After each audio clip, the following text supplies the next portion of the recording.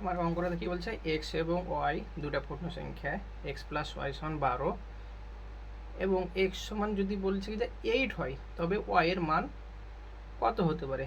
তাহলে আমার এখানে মানটা কি দেওয়া আছে, খুবই সহজ অঙ্ক, x plus y equal to 12 আর এক্স এর মান কত দেওয়া আছে, 8 দেওয়া আছে। তাহলে 8 যোগ ওয়াই ইকুয়াল টু 12। তাহলে ওয়াই ইকুয়াল টু 8 ওদিকে গেলে কি হবে, মাইনাস হবে। অতএব ওয়াই ইকুয়াল টু 4। তাহলে আমার উত্তর কোনটা পাচ্ছি,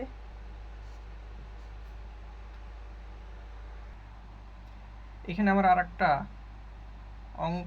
আরেকটা অঙ্কতে বলছে পিতার বর্তমান বয়স পুত্রের বয়সের 4 গুণ, 5 বছর পর তাদের বয়সের সমষ্টি হবে 60 বছর যদি হয়, তাহলে পিতার বর্তমান বয়স কত।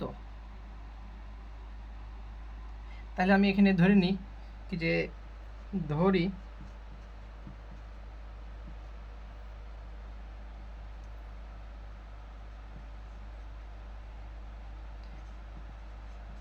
পুত্রের বর্তমান বয়স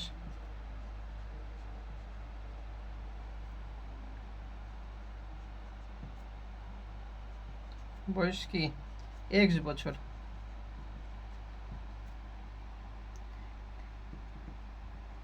তাহলে কি হবে, পিতার বর্তমান বয়স কি হবে, এখানে যেহেতু আমাকে বলেছে পিতার বর্তমান বয়স পুত্রের বয়সের 4 গুণ, তাহলে পুত্রের বয়স কি x বছর, আর 4 গুণ মানে কি 4x বছর। আবার বলছে কি যে 5 বছর পর বয়সের সমষ্টি, তাহলে আমি যদি এখানে করি তাহলে 5 বছর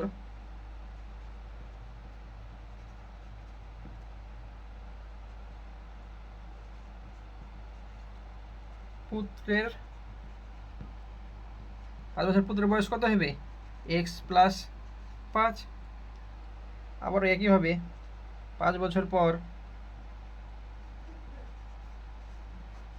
পিতার বয়স কি হবে, 4x প্লাস 5। তাহলে এখন একটা সমীকরণ দাঁড় করাই। তাহলে প্রশ্নের মধ্যে কি দাঁড়াইছে কি যে দুইজনের 5 বছর পর তাদের বয়সের সমষ্টি কত, 60 বছর।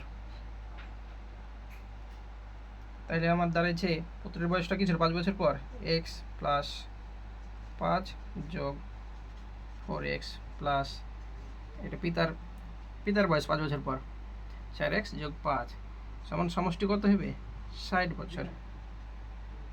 তাহলে x আর 4x তাহলে কত হয়, 5x যোগ 5 আর 5 যোগ করলে 10, আর এখানে কি হয় 60।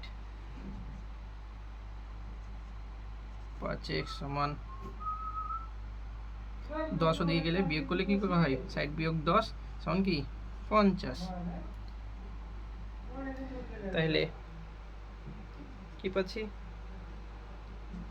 5x সমান 50,